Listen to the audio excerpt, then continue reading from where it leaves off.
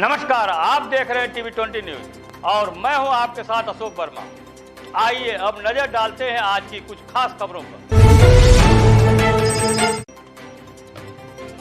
उदयपुर में दिन दहाड़े हिंदू युवक के इस्लामिक जिहादियों द्वारा दुकान में घुसकर की गई नृशंस हत्या के संदर्भ में आज विश्व हिंदू परिषद बजरंग दल ने शहर में धरना किया और ज्ञापन दिया और कड़ी से कड़ी कार्रवाई करने की प्रशासन से मांग उठाई है। उन्होंने ज्ञापन में कहा है कि उदयपुर में दिन दहाड़े हुई हिंदू युवक की नुपुर शर्मा के समर्थन में सोशल मीडिया पर पोस्ट डालने पर इस्लामिक जिहादियों द्वारा दुकान में घुसकर नृशंस हत्या कर वीडियो जारी किया गया, जिसमें भारत के प्रधानमंत्री नरेंद्र मोदी को धमकी देकर देश की संप्रभुता को चुनौती दी है। इस घटना से संपूर्ण राष्ट्र का हिंदू समाज आहत हुआ है। मृतक कन्हैया को गत 7 दिनों से जान से मारने की धमकियां इस्लामिक जिहादियों द्वारा मिल रही थी। उसने संबंधित थाने में भी शिकायत दर्ज कराई थी, लेकिन मुस्लिम तुष्टिकरण के चलते पुलिस प्रशासन ने किसी प्रकार की सुरक्षा कन्हैया को उपलब्ध नहीं कराई। राजस्थान हिंदू समाज के लिए आतंक का पर्याय बन गया है।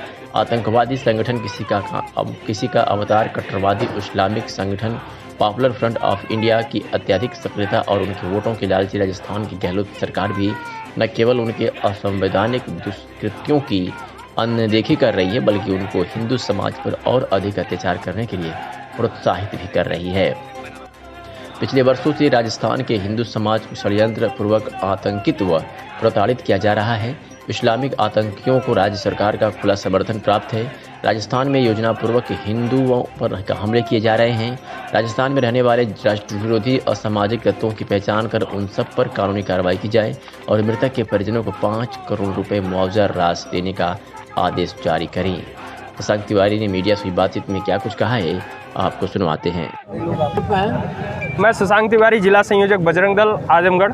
आज के संबंध के लिए आप लोग जुलूस निकाल रहे हैं, क्या मामला है? जैसा कि आप सभी लोग को जानकारी है कि राजस्थान के उदयपुर में एक हमारे हिंदू युवक की दिन दहाड़े दुकान में घुसकर निर्मम तरीके से हत्या कर दी जाती है। आज उसी के संबंध में विश्व हिंदू परिषद बजरंग दल पूरे प्रदेश में राष्ट्रपति महोदय को ज्ञापन दे रहा है और इस तरीके का जो अपराध कर रहे हैं हम लोग की ये मांग है कि उनको कड़ी से कड़ी सज़ा दी जाए और वहाँ की जो सरकार है, गहलोत सरकार, उसको बर्खास्त किया जाए और वहाँ पे राष्ट्रपति शासन लगाया जाए और जो कन्हैया लाल की हत्या हुई है उसको कम से कम 5 करोड़ रुपए का मुआवजा वहाँ की सरकार के द्वारा मिले। और इस जो ये घटना हो रही है आए दिन राजस्थान में, कभी जो यात्रा रामनवमी के टाइम जो यात्रा निकली थी उस पर पत्थरबाजी और तरह तरीके के ये हिंदुओं को एकदम टारगेट कर करके हत्या की जाती है। और इसी के विरोध में पूरे प्रदेश में आज बजरंग दल ज्ञापन दे रहा है और मांग कर रहा है कि इस तरीके का जो PFI संगठन है इसको हमारे भारत देश में बैन करना चाहिए। इस्लामिक जिहादियों द्वारा इस तरीके का जो कार्य कर रहे हैं उनको जितना कड़ी से कड़ी संविधान में जो सबसे कड़ी सज़ा हो वो उनको देना चाहिए। और जनपद मैनपुरी में राजस्थान के उदयपुर में कट्टरपंथियों द्वारा दर्जी कन्हैयालाल की जघन्य हत्या का कड़ा विरोध शुरू हो गया है। हिंदुवादी संगठनों ने विधर्मियों का पुतला फूंककर राजस्थान में राष्ट्रपति शासन लगाने की मांग की है। थाना किसनी क्षेत्र के रोडवेज बस स्टैंड पर RSS, विश्व हिंदू परिषद व बजरंग दल के दर्जनों कार्यकर्ता नगर के रोडवेज बस स्टैंड पर एकत्रित हुए। उन्होंने राजस्थान के उदयपुर में दर्जी कन्हैयालाल की जघन्य हत्या पर हत्यारों का पुतला फूंककर जल्द फांसी पर लटकाने की मांग की। विहिप के जिला सह मंत्री आदित्य पांडे ने कहा कि उदयपुर में जिस तरीके से एक निर्दोष कन्हैयालाल की हत्या की गई है, ये हिंदुओं को डराने के लिए संदेश दिया गया है। हिंदू अब निंदा नहीं करेगा बल्कि ईंट का जवाब पत्थर से देगा। अब वह चेतावनी या निंदा नहीं करेंगे, क्रिया की प्रतिक्रिया होगी। सरकार से उनकी कोई मांग नहीं है। अब ऐसे विधर्मियों से आर पार की लड़ाई होगी।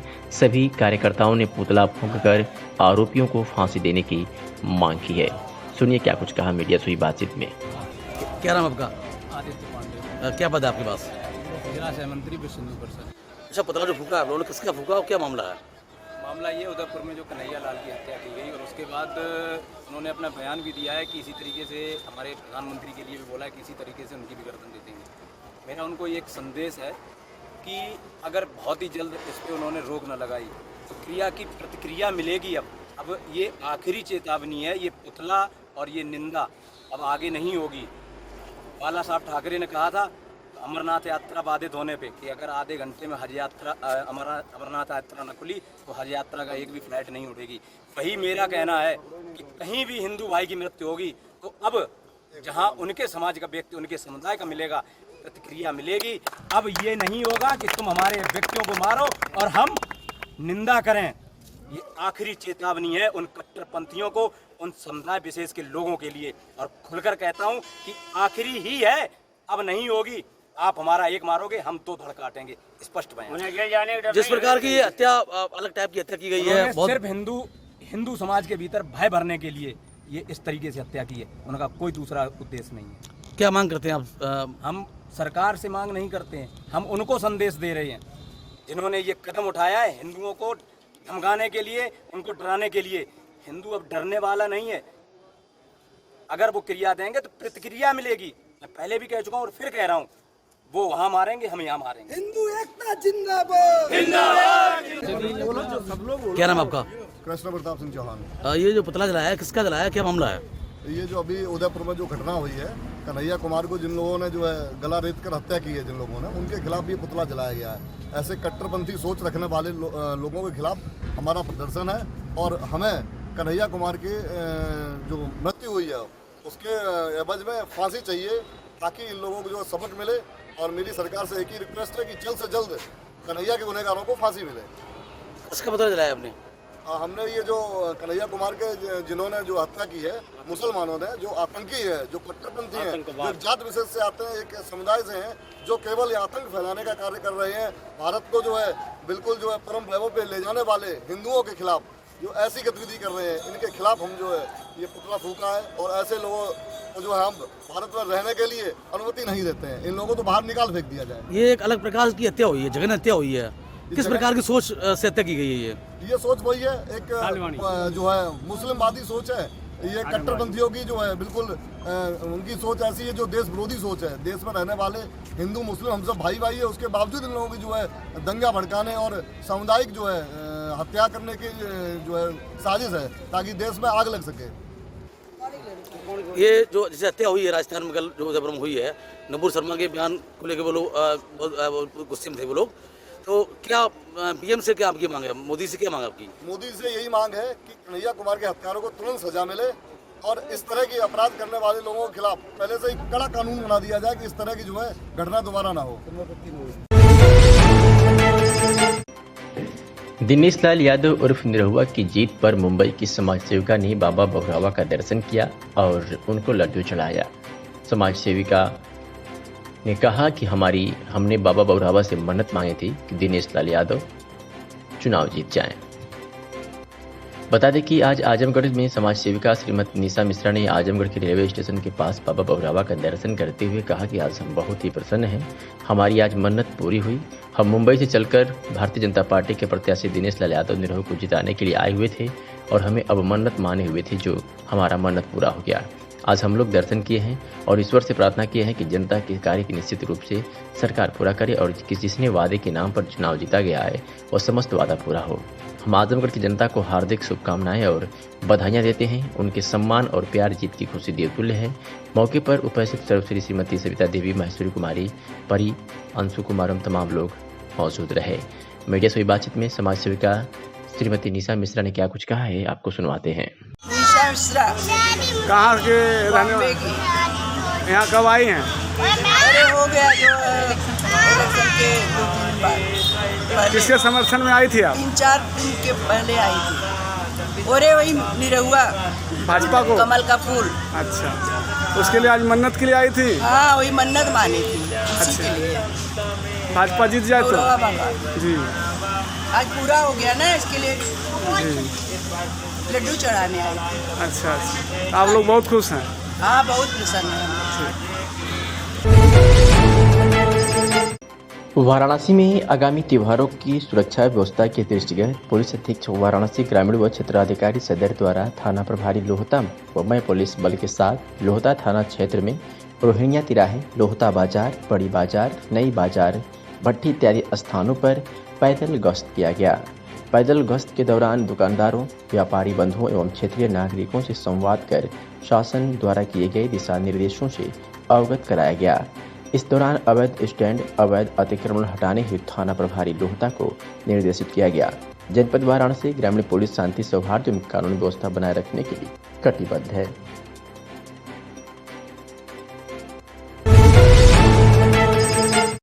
चंदौली में एटीएम, बैंक आदि में गैस कटर का प्रयोग कर चोरी करने वाले गैंग के सदस्यों का लोकेशन जनपद में होने की प्राप्त अभिसूचना के आधार पर पुलिस अधीक्षक चंदौली अंकुर अग्रवाल द्वारा जनपद के समस्त अधिकारी एवं थाना प्रभारीगण को सतर्कता पूर्वक चेकिंग अभियान चलाने हेतु दिए गए निर्देश के क्रम में थाना बलुआ पुलिस द्वारा की जा रही चेकिंग के दौरान ट्रक सवार लोगों द्वारा टेड़की पुलिया के पास पुलिस टीम पर फायरिंग कर दी, जिसमें दरोगा अभिनव कुमार गुप्ता के बाएं हाथ में गोली लग गई। पुलिस द्वारा की गई जवाबी फायरिंग में एक व्यक्ति घायल हुआ, जिसके पैर में गोली लगी तथा एक अन्य अंधेरे में भाग गया। घायल व्यक्ति को तत्काल इलाज जिला चिकित्सालय ले जाया गया, जहाँ इलाज जारी है। मामले में क्या कुछ कहा पुलिस अधीक्षक अंकुर अग्रवाल ने, सुनिए। आज रात को लगभग 9-9:15 बजे एक हमारे मुखबिर से इन्फॉर्मेशन थी, जिसमें बताया गया था कि जो एटीएम काटते और बैंक लॉकर वगैरह काटते हैं गैस कटर से, जो गैंग ऑपरेट करते हैं, उनकी सूचना थी। हमारे द्वारा पूरे वीडियो सेट के प्रकार से सभी एसएचओ को निर्देशित किया गया था कि सभी जगह चेकिंग की जाए। तो आज लगभग ये मुठभेड़ यहाँ थाना बलुआ क्षेत्र में हुई है और इसमें जो पाया गया उसमें एक ट्रक पाया गया और एक स्कॉर्पियो इसके अंदर है। और इसमें ट्रक में 2 लोग इसको चला रहे थे, जब इनको रोकने का प्रयास किया गया ये उतर के भागे हैं और इन्होंने पुलिस के ऊपर फायरिंग करी है। जवाबी फायरिंग में इसमें एक व्यक्ति के पैर में गोली लगी है, जिसका नाम अयूब खान पता लगा है और जो कि अलवर डिस्ट्रिक्ट राजस्थान का रहने वाला है। और इसके साथ एक इसका साथी है जो फरार हो गया है, उसके लिए कॉम्बिंग की जा रही है, उसको भी जल्द अरेस्ट किया जाएगा। अभी जो प्रिलिमिनरी ज़्यादा पूछताछ तो नहीं हो पाई, जो पूछताछ इनसे थोड़ी बहुत हुई है तो ये उसी प्रयास में थे, किसी एटीएम को या किसी बैंक लॉकर को काटने के प्रयास में थे। इनके पास से जब तलाशी ली गई है तो ये सारा सामान जिसकी आपने फ़ोटो ली है, गैस कटर और ये सारा गैस का सिलेंडर और ये सभी विभिन्न प्रकार के जो नंबर प्लेट हैं फर्जी, बिहार के, बंगाल के और दिल्ली के, वो इसमें इनके द्वारा यूज़ किए गए हैं। इनका जो मेन मॉडस ऑपरेंडी समझ में ये आया कि ये एक गाड़ी को छुपा के लाते हैं ट्रक के अंदर और फिर जब वहाँ पे काटते हैं तो गाड़ी का इस्तेमाल करते हैं और एटीएम को या जो भी चीज़ को काटते हैं बैंक के आसपास की, उसको इसी में लोड करके ट्रक में छुपा के ले जाते हैं। तो कल को जब कोई इन्वेस्टिगेशन होती है तो किसी भी एजेंसी के लिए बड़ा टफ हो जाता है कि जो गाड़ी मौके पे आई थी वो गायब कैसे हो गई। तो जैसे कई फिल्मों में दिखाया जाता है कि गाड़ी को, मोटरसाइकिलों को गायब कर दिया, गाड़ियों को गायब कर दिया। तो ये पहली बार हमें भी जो दिखा है ये कि ऐसे इन्होंने गाड़ी को रखा हुआ है, जैसे आप पीछे देख रहे हैं गाड़ी को रखा हुआ, उसके साथ रेलिंग रखी हुई है। तो ये रेलिंग बिछा के उसको गाड़ी को नीचे उतारा जाता है और फिर वहाँ पे अपना काम जो गैस कटर के द्वारा काम किया जाता है। काम करके जो चीज़ लूटी जाती है, जो चोरी की जाती है, उसको उसमें भर के वापस इसी ट्रक में लिया जाता है।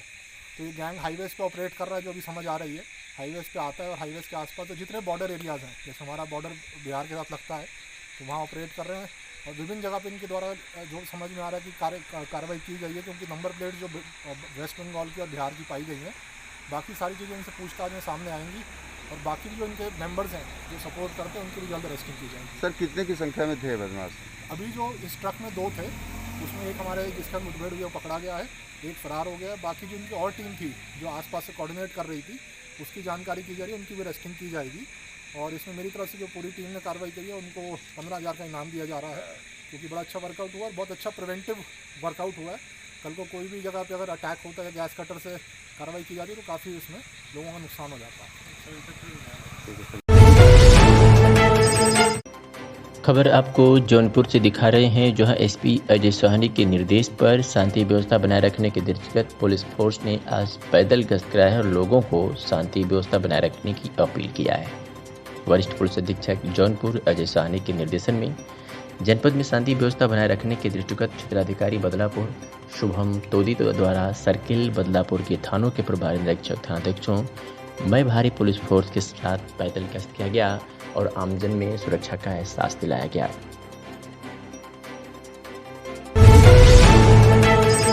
मुख्यमंत्री योगी आदित्यनाथ ने आज प्रदेश के 5 जिलों समेत अम्बेडकर नगर जिले के बुनकरों को करोड़ों रुपए की सौगात दी है। मुख्यमंत्री के ड्रीम प्रोजेक्ट एक जनपद एक उत्पाद के तहत प्रदेश के 5 जिले आगरा, अम्बेडकर नगर, आजमगढ़, सीतापुर और सिद्धार्थ नगर में सरकार के सहयोग से बनाए गए कॉमन फैसिलिटेशन सेंटर का वर्चुअल उद्घाटन से लखनऊ से किया गया। वर्चुअल उद्घाटन के बाद मुख्यमंत्री ने सभी सीएफसी के प्रमुखों से सीधा संवाद किया और उन्हें गुणवत्तापरक कार्य करने के लिए प्रोत्साहित भी किया।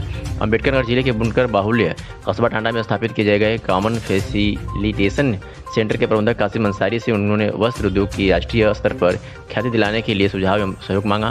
कासिम अंसारी ने बताया कि 4,56,00,000 की लागत से आधुनिक मशीनों के अलावा प्रोसेसिंग और वार्पिंग मशीनों की स्थापना की गई है, जो कपड़ा उत्पादन में जिले के लिए वरदान साबित होगा। जो हमारे CFC जो टांडा अम्बेडकर नगर में 4,56,00,000 की लागत से ये CFC का निर्माण हुआ है, जिसमें आधुनिक मशीनें वस्त्र उद्योग के लिए कैलेंडरिंग, फिनिशिंग मशीन और वार्पिंग मशीन विद जनरेटर के साथ, ये सारी व्यवस्था एक जिला एक उत्पाद योजना के तहत हुई है। और इसमें हमारे जनपद में जो पुराने पावर लूम, जो पुरानी व्यवस्था आज तक मैन्युफैक्चरिंग हो रही है, उन सभी लोगों को उसकी गुणवत्ता, उसकी तकनीकी के हिसाब से सहयोग करने का काम मेरा है, यानी टांडा CFC का है। और इस CFC जहां एक तरफ आधुनिक वस्त्र उद्योग में अहम काम करेगी, वहीं इस जनपद में बने हुए कपड़े को शिखर पर पहुंचाने का भी कार्य करना। कितने लोगों को इससे फायदा होगा? इस CFC से तो बैक वक्त 200 लोग तो इससे जुड़ चुके हैं, रोजगार पाएंगे। बाकी जनपद के जो 1.25 लाख पावर लूम हैं, उनको गुणवत्ता और तकनीकी का पूरा सहयोग मिलेगा। आज माननीय मुख्यमंत्री जी द्वारा हमारे जनपद में 759 लाख करोड़ परियोजना है, जो CFC common facilitation centre, 1 district 1 product, जो टेक्सटाइल हमारे टांडा क्षेत्र का है, इसमें माननीय मुख्यमंत्री जी द्वारा लखनऊ से उद्घाटन किया गया है। और यहाँ पर जो FCV के डायरेक्टर है श्री कासिम अंसारी जी, उनसे भी माननीय मुख्यमंत्री जी से वार्ता किया गया है और उनको अवगत कराया गया सरकार की तरफ से सारे मदद यहाँ का जो बुनकरों को होगा। और कासिम अंसारी जी द्वारा ये भी अवगत कराया गया लगभग 1,25,000 परिवार यहाँ पर टांडा टेक्सटाइल क्लस्टर से जुड़ा हुआ है, उसको ये कॉमन फैसिलिटेशन सेंटर से रॉ मटेरियल की सुविधा और उसके अलावा automatic shuttle loom, calendar machine, warping machine की भी सुविधा यहाँ पर उपलब्ध है। इसमें डायरेक्ट रूप से 200 लाभार्थी और इनडायरेक्ट रूप से कम 15,000 लाभार्थी इसमें लाभान्वित होंगे। और ये टांडा क्षेत्र के लिए एक बड़ा वरदान स्थापित होगा आने वाले समय में। टेक्नोलॉजी जो है टेक्सटाइल इंडस्ट्री में भी काफी आगे चल रहा है, तो उसके हिसाब से काफी लोगों द्वारा ये पावरलूम वगैरह जो महंगा पड़ता है, उसको हमारे लोगों को द्वारा खरीदने में मुश्किल होता है, कैपिटल इंटेंसिव होता है। तो इसमें हमारे सरकार द्वारा ये जो योजना चलाया जा रहा है, उसमें काफी लोगों को मदद मिलेगा। ये कॉमन फैसिलिटी सेंटर के रूप में इसको आयोजित किया जाएगा और जो भी इसमें इस फैसिलिटी को इस्तेमाल करेंगे, ये कमेटी गठित किया गया है, उस कमेटी में अप्लाई करेंगे, उसके बाद उनको प्रत्येक पीरियड में इसको इस्तेमाल करने के लिए राइट्स मिलेगा। आजमगढ़ में किशोरी को अगवा कर भगा ले जाने वाले अभियुक्त को जैनपुर पुलिस ने गिरफ्तार कर लिया है। बता दें कि 10 जून 2022 को जैनपुर थाना में एक सूचना दिया गया था एक वादी द्वारा कि मेरी लड़की जिसकी उम्र 17 वर्ष है, उसको बिना बताए कहीं चली गई, जिस संबंध में मुकदमा पंजीकृत किया गया था। विवेचना जारी थी और विवेचना के क्रम में आज गिरफ्तार कर लिया गया।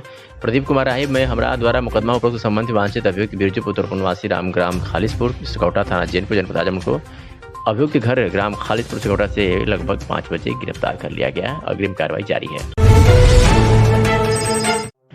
पुलिस अधीक्षक आजमगढ़ अनुराग गारी द्वारा गुमशुदा मोबाइल की बरामदगी के संबंध में चलाए जा रहे अभियान के क्रम में जनपदीय सर्विलांस टीम को मोबाइल फोन की बरामदगी हेतु निर्देशित किया गया था, जिसके क्रम में सर्विलांस टीम द्वारा विभिन्न शिकायतकर्ताओं प्रार्थना पत्र की जांच कर 29 विभिन्न कंपनियों के गुमशुदा मोबाइल फोन की बरामदगी की गई। आज अपर पुलिस अधीक्षक ग्रामीण सिद्धार्थ द्वारा पुलिस लाइन सभागार आजमगढ़ में सभी बरामद 29 मोबाइल फोन को संबंधित मोबाइल धारकों को सुपुर्द किया गया। उदयपुर में हुई कन्हैयालाल की नृशंस हत्या के विरोध में महाराणा प्रताप सेना के सेना प्रमुख विजेंद्र सिंह की अगुवाई में इस्लामिक कट्टरता आतंकवाद का प्रतीकात्मक पुतला फूंककर निरंकुश राजस्थान सरकार के खिलाफ जमकर नारेबाजी किया गया। महाराणा प्रताप सेना प्रमुख विजेंद्र सिंह ने कहा कि देश के कई प्रांतों में इस्लामिक कट्टरता को बढ़ावा देने का काम किया जा रहा है। दुर्भाग्य है कि यह काम सरकार विशेष द्वारा छूट प्रदान कर किया जा रहा है, जिसके कारण अराजक तत्वों का हौसला बुलंद है और उनके द्वारा सुनियोजित घटनाओं को अंजाम दिया जा रहा है। इसी के चलते वर्ग विशेष जो संबंध रखने वाले 2 युवाओं द्वारा कन्हैयालाल की दिन दहाड़े हत्या कर दी गई। इन दोनों को फांसी की सजा दी जाए ताकि ऐसी जघन्य घटना को अंजाम देने वाले या ऐसी मानसिकता रखने वाले लोगों के लिए नजीर बन सके। इस्लामिक आतंकवादियों द्वारा हत्या की गई है, उसके विरोध में हम लोग पुतला दहन किए हैं और राजस्थान सरकार से मांग कर रहे हैं कि गिरफ्तार हत्यारों को जल्द से जल्द फांसी दी जाए। लगातार इस तरह की घटनाएं हो रही हैं, क्या करना चाहेंगे सरकार को? देखिए, जहां कानून और व्यवस्था की जो है स्थिति सही नहीं, इस तरह के हिंदुओं पर अत्याचार हो रहा है और इस्लामिक आतंकवाद का जो मनोबल बढ़ रहा है, इसलिए हम सरकार से मांग करते हैं कि इनको सख्त से सख्त सजा दी जाए। लेकिन तो क्या जो क्या चाहते हैं, किस सजा दिया जाए? हम ये चाहते हैं कि सरकार उसको विदिन वीक जो फांसी पे चढ़ाए, ऐसे ताकि आतंकवादियों का मनोबल जो है डाउन हो सके, क्योंकि उत्तर प्रदेश में इस तरह की जब घटनाएं होती हैं तो सरकार तुरंत एक्शन में देती है, चाहे बुलडोजर चला के, चाहे उनका काउंटर करा के। अगर जो इस्लामिक वहाँ से देश को मुक्ति चाहते हैं तो तुरंत कार्रवाई होनी चाहिए। जो मुख्यमंत्री योगी आदित्यनाथ की अध्यक्षता में प्रदेश स्तरीय लोन वितरण मेला का आयोजन तथा प्रदेश के 5 जनपदों आजमगढ़, आगरा, अम्बेडकर, सीतापुर तथा सिद्धार्थनगर में स्थापित सामान्य सुविधा केंद्रों का लोकार्पण किया गया। जनपद स्तर पर जनपद आजमगढ़ में कार्यक्रम का आयोजन राजकीय चीनी पात्र विकास केंद्र निजामाबाद में स्थापित ब्लैक पार्टी सामान्य सुविधा केंद्र में आयोजित किया गया। इस कार्यक्रम में मुख्यमंत्री द्वारा ऑनलाइन ब्लैक पार्टी सामान्य सुविधा केंद्र एवं प्रशासनिक भवन का लोकार्पण किया गया। लोकार्पण कार्यक्रम में मुख्यमंत्री ने ब्लैक पार्टी सामान्य सुविधा केंद्र के कार्यक्रता संजय कुमार से वर्चुअल वार्ता कर सामान्य सुविधा केंद्र की जानकारी ली। आजमगढ़ के निजामाबाद कस्बा में बनी मिट्टी के बर्तन बनाने के कॉमन फैसिलिटी सेंटर का उद्घाटन वीडियो कॉन्फ्रेंसिंग के द्वारा प्रदेश के मुख्यमंत्री योगी आदित्यनाथ ने किया और अधिकारियों से निजामाबाद ब्लैक पॉटरी उद्योग के बारे में जानकारी ली। ब्लैक पॉटरी को बढ़ावा देने के लिए कॉमन फैसिलिटी सेंटर बनाया गया है। निजामाबाद में ब्लैक पॉटरी कलाकारों के लिए छत के नीचे हर सुविधा उपलब्ध कराने के लिए इसका निर्माण कराया गया है। मुख्यमंत्री ने बताया कि निजामाबाद के मिट्टी के बर्तन की पहचान पूरी दुनिया में है। अभी हाल में प्रधानमंत्री नरेंद्र मोदी ने G7 सम्मेलन में 3 देशों के प्रधानमंत्री व राष्ट्रपति को जो भारतीय उपहार दिया वह निजामाबाद के मिट्टी बर्तन थे। संयुक्त आयुक्त उद्योग आजमगढ़ रंजन कुमार चतुर्वेदी ने बताया कि CFC का उद्देश्य शिल्पकारों के समूह में प्रतिस्पर्धा का विकास, शिल्पियों, कारीगरों और ग्रामीण उद्यमियों को बहु उत्पाद समूहों की स्थापना तथा उत्पादन के विपणन क्षमता को बढ़ाना है। उद्घाटन की खबर मिलते ही निजामाबाद में हर्ष व्याप्त हो गया। महाप्रबंधक उद्योग प्रवीर कुमार मौर्य ने कहा कि उत्तर प्रदेश के ग्रामीण क्षेत्रों में उद्योग से जुड़े कारीगरों की उत्पादों की गुणवत्ता बढ़ाने, अच्छी पैकेजिंग, मार्केटिंग के साथ कच्चा माल मुहैया कराने के लिए निजामाबाद में कॉमन फैसिलिटी सेंटर बनकर तैयार है। इस अवसर पर मुख्य विकास अधिकारी आनंद कुमार शुक्ला, SDM निजामाबाद रवि कुमार, ऋषिकांत राय, संतोष यादव, बैजनाथ प्रजापति, सोहित प्रजापति, बैंकों के शाखा प्रबंधक व ब्लैक पार्टी शिल्पी मौजूद रहे। अपना नाम बताइए आप। आजमगढ़ से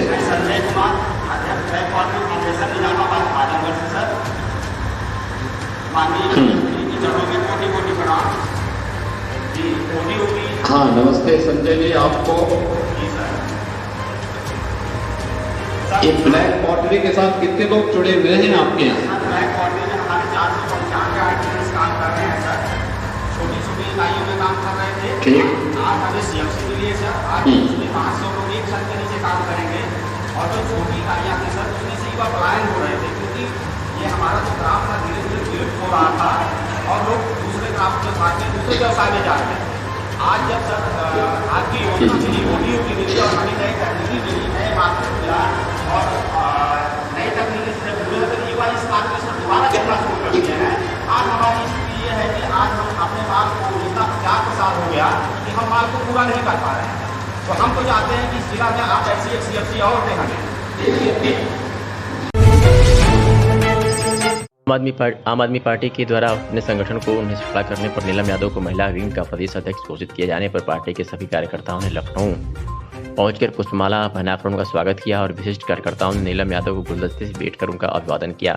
जनपद रामपुर से वर्तमान में जनपद की महिला दिन प्रभारी व पूर्व में प्रदेश सचिव रही नरगिस खान ने रामपुर की अगुवाई करते हुए लखनऊ पहुंचकर नीलम यादव का गुलदस्ता भेंट कर माल्यार्पण करते हुए गर्मजोशी से स्वागत किया। इस अवसर पर बोलते हुए नरगिस खान ने कहा कि आज उत्तर प्रदेश में महिलाओं की सुरक्षा पर ध्यान दिया जाना अत्यंत आवश्यक है। महिलाओं को स्वावलंबी बनाने की योजना चलाने उन्हें कार्यान्वित करने की सरकार की प्राथमिकता होनी चाहिए। नरगिस खान ने मंच से उद्घोष करते हुए कहा कि यदि प्रदेश में आम आदमी पार्टी की सरकार बने तो महिलाओं के लिए विकास के नए अवसर उत्पन्न होंगे।